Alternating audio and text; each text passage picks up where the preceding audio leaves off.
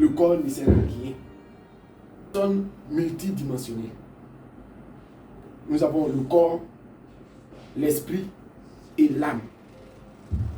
Le corps a ses limites. Le corps est limité dans des dimensions qu'on appelle la première dimension, la deuxième dimension, la troisième dimension et puis la quatrième dimension. Le corps se limite là, à la quatrième dimension. La première dimension, c'est la lumière. La deuxième dimension, c'est la matière. La troisième dimension, c'est le temps. La quatrième dimension, c'est l'intelligence artificielle qui nous permet d'avoir la télévision, d'avoir le téléphone portable, de pouvoir appeler des gens qui sont en Europe. Ça, c'est une dimension qui n'est ni spirituelle, ni physique, mais c'est une dimension archivale, une dimension qu'on appelle intelligence artificielle. Maintenant, le corps se limite là. C'est là que se limite le corps. Le corps que vous voyez là, c'est là qu'il se limite. Lui, il a 5 sens. Il a l'odorat, lui, la vue, le goût et puis le toucher. Voici les limites du corps. Donc, vous voyez que le corps ne sert à rien. Maintenant, on arrive au niveau de l'esprit. L'esprit aussi est en connexion avec soit la 5e dimension ou bien la 6e dimension. L'esprit. Et l'esprit a 5 sens. La mémoire, les affections, le raisonnement, la conscience et puis la pensée. Ça, ce sont les 5 sens de l'esprit. Et c'est à partir de l'esprit qu'on fait tout. C'est à partir de l'esprit qu'on fait tout. Vous voyez? C'est à partir de l'esprit. Et donc, la loi de l'attraction agit au niveau de l'esprit. Qu'est-ce que je m'imagine? Je pense à quoi? Je réfléchis à quoi? Ça, c'est pas le corps. Ça, c'est pas le corps. C'est l'esprit.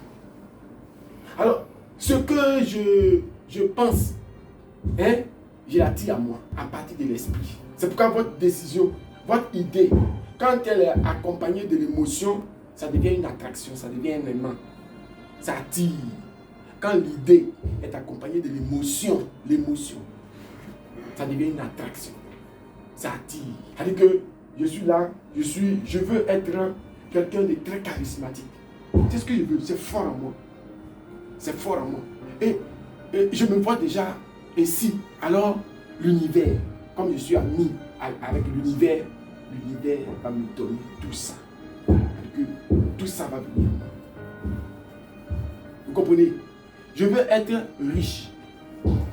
Comme nous tous d'ailleurs ici, tout le monde veut être riche. Est-ce qu'il y a quelqu'un ici qui ne veut pas être riche? Est-ce qu'il y a quelqu'un ici qui ne veut pas être riche? Alors nous tous, nous voulons être riches. Nous voulons le bonheur. C'est ce que nous voulons.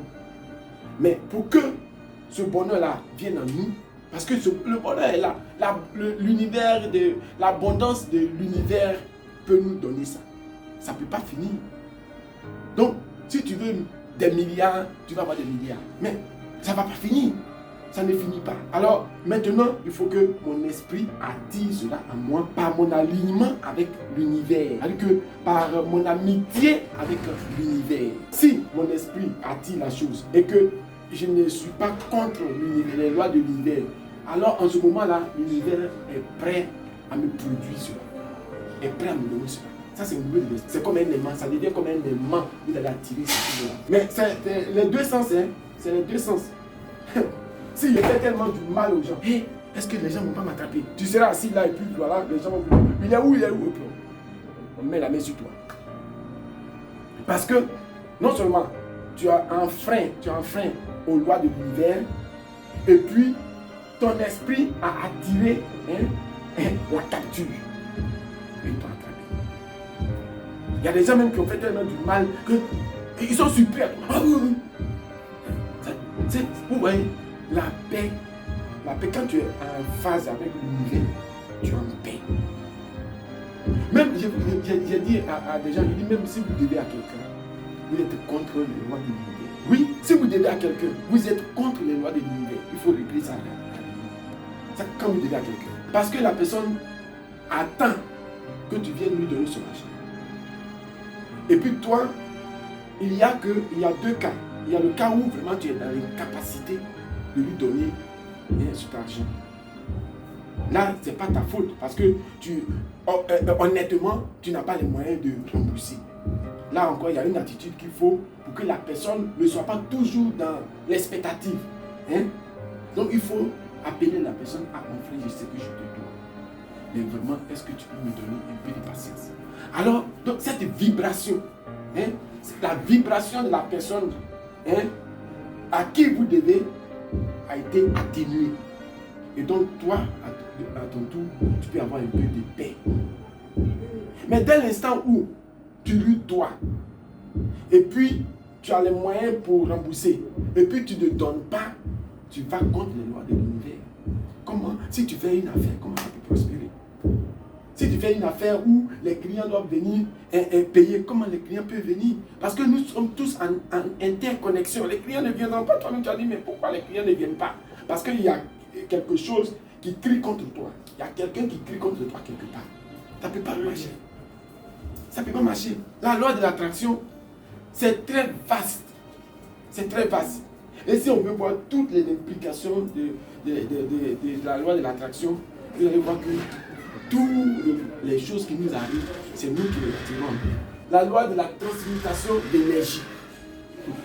Ça, c'est la 8e loi. Cette loi nous énonce que nous avons le pouvoir à chaque instant de chuter, hein, d'une forme d'énergie à une autre. Que nous pouvons transmuter des énergies négatives à l'énergie positive ou vice versa. Vous voyez, je suis ici. Je peux me mettre en colère sans pour autant vous transmettre la colère. Sans pour autant permettre à ma colère de modifier vous, votre état d'esprit. Parce que nous communiquons tous des énergies. Quelqu'un se lève le matin, il est coléreux. Si vous n'avez pas compris cette loi, hein, et que vous vous laissez prendre dans le piège de sa colère, vous allez passer une mauvaise journée. Parce qu'une énergie négative vous a été communiquée et vous allez capter cette énergie négative. Toute votre journée sera comme ça. Si je suis coléreux et que je me mets en colère, vous n'êtes pas obligé de vous mettre aussi en colère. Gardez votre sérénité, gardez votre attitude lucide. Mais si moi je peux venir par ma colère modifier ta colère, c'est que tu n'es pas libre. Modifier ton état d'esprit, c'est que tu n'es pas libre. C'est-à-dire que je suis heureux, tu vas être forcément heureux. Je suis mécontent, tu vas être forcément mécontent. Non.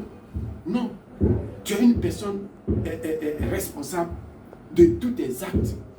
Tu peux te mettre en colère, tout comme refuser de te mettre en colère. Ça c'est ici. Même cette énergie-là, nous les communiquons nous enfants. Pourquoi? Comment se fait-il que l'enfant me ressent? L'enfant que je mets au monde me ressent. Parce que dans notre code génétique, ce qu'on appelle le génome, hein, il y a un transfert d'énergie, qu'on appelle l'ADN, un transfert d'énergie que je communique à la personne. Autant on transfère l'énergie à partir de l'ADN à notre descendance, mais au niveau du langage, même des pensées aussi, on transfère de l'énergie. Ce qui est intéressant, c'est que on peut changer de polarité. On peut changer de polarité. Tu peux partir de l'énergie négative à l'énergie positive. C'est ça qui fait la faculté et le pouvoir de l'esprit humain. L'homme peut faire ça. C'est pourquoi on peut pardonner. Tu es en colère, c'est vrai. On t'a fait du mal, tu as ressenti la douleur. Mais tu dis après tout, je pardonne, je laisse tomber. Parce que garder la colère, c'est entretenir la négativité. C'est entretenir le négatif. Mais si tu entretiens, j'ai dit le matin que tous ceux qui meurent de crise cardiaque, c'est parce qu'ils sont partis d'un état de stress. De stress. Ils n'ont pas pu évacuer le stress.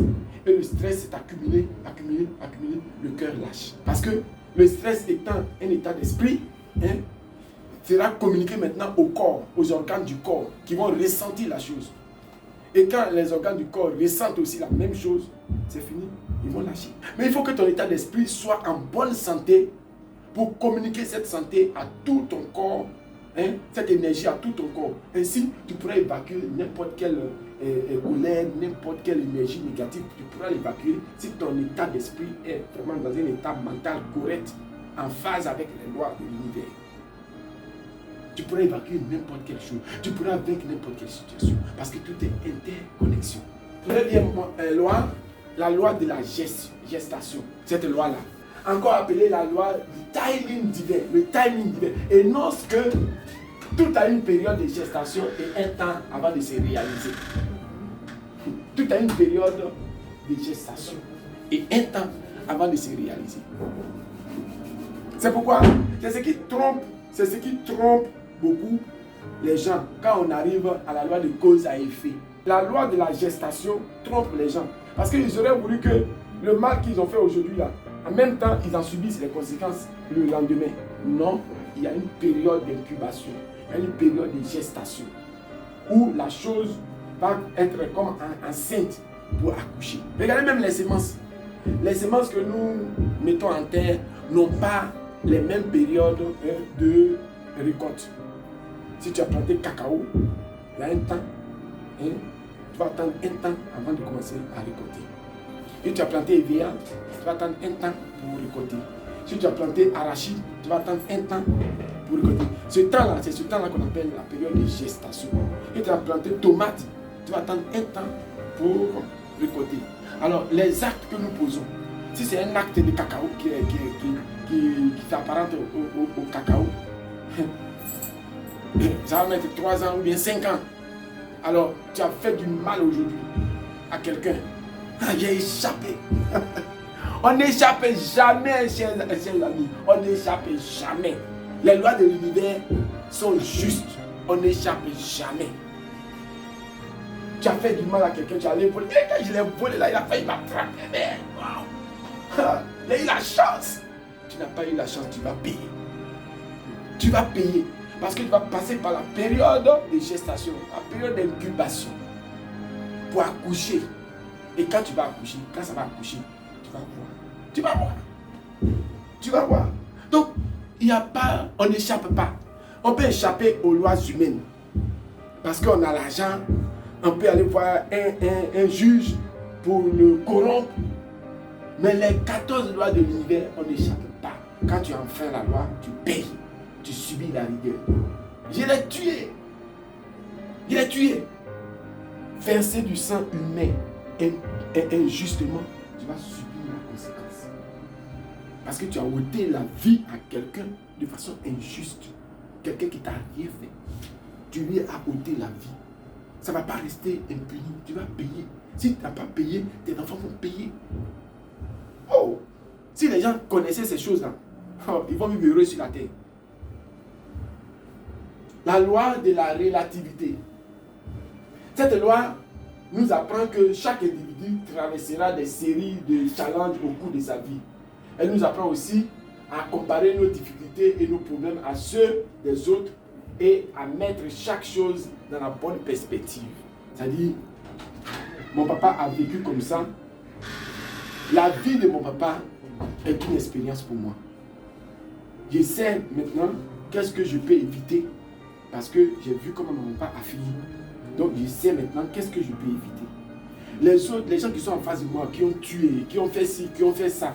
On est là et puis on voit comment ils finissent, comment leur fin est. Tout ça, ça nous apprend. Ça nous apprend à savoir marcher, à savoir nous comporter, à tirer des leçons de toutes ces choses. À tirer des leçons et puis à nous améliorer. Nous tirons des leçons et puis nous nous améliorons. Ça, c'est la loi de la relativité. Ça nous permet de nous améliorer. Ça nous permet de donner le meilleur de nous-mêmes. Ça nous permet de nous perfectionner. Ça nous permet d'utiliser le maximum du potentiel que Dieu a déposé en nous pour nous réaliser. Vous voyez un peu cette image-là. Un bébé. Bébé, jusqu'à... Voilà, elle est enceinte, elle fait aussi. Le même bébé se retrouve ici, en haut. Donc, c'est une loi universelle. Un jour, j'ai réuni mes enfants. Il dit, mais je ne vais pas vivre éternellement. Moi, mon papa n'est plus. Mon papa est parti. Donc, déjà, mettez-vous à l'idée que, à tout moment, je peux partir, je peux vous laisser. Donc, préparez-vous. Il faut que votre mental, votre esprit soit préparé à ces choses-là. Pour que quand cela arrive, vous ne soyez pas en déphasage avec les lois de l'univers. Parce que les gens qui n'ont jamais pensé à ces choses-là, quand la chose arrive, ils s'en vont se suicider. C'est le chemin le plus court, ça. Ils s'en vont se suicider. Parce que pour eux, c'est tellement fatal. Ça n'aurait jamais dû arriver. Non, ça arrive. Ça arrive. Donc il faut déjà préparer les enfants à ces éventualités-là. Parce que ça va arriver. Sûrement, ça arrivera. Donc il faut que les gens soient déjà préparés à ça pour que quand cela va arriver, qu'ils soient vraiment lucides ils soient vraiment dans tout leur état mental correct, pour savoir maintenant qu'est-ce qu'il faut faire, comment il faut réagir. Donc cette loi-là, on ne doit pas l'oublier. C'est la loi de la relativité. Maintenant, la loi de la polarité. Elle stipule que tout a son contraire. Il ne peut y avoir de chaud sans froid. Il ne peut y avoir de haut sans bas. Il ne peut y avoir de bonheur sans malheur. Cependant, nous avons entièrement le choix sur ce que nous voulons manifester en y accordant notre attention et notre énergie. Regardez un peu. Il y a la vie, la mort. Le noir, le blanc. La bonne plus, la bonne moins. Ça, c'est la loi de la polarité. Et nous devons comprendre ça. Nous devons intégrer ça dans notre vie pour que si aujourd'hui nous sommes en train de passer par des moments difficiles, mais demain on verra des temps meilleurs. Ça, c'est la loi de la polarité. Donc la loi de la polarité aussi ne peut pas te mettre dans une seule borne pour dire non, toi, toute ta vie là, tu ne vas pas rencontrer de malheur. Non. Tu vas rencontrer des malheurs. Maintenant, quelle est l'attitude que tu vas adopter pour faire face à ces malheurs? C'est ça. Il faut avoir une attitude, il faut préparer ton attitude. Il faut te conditionner. Il faut te mettre dans un moule qui puisse te permettre d'affronter le malheur.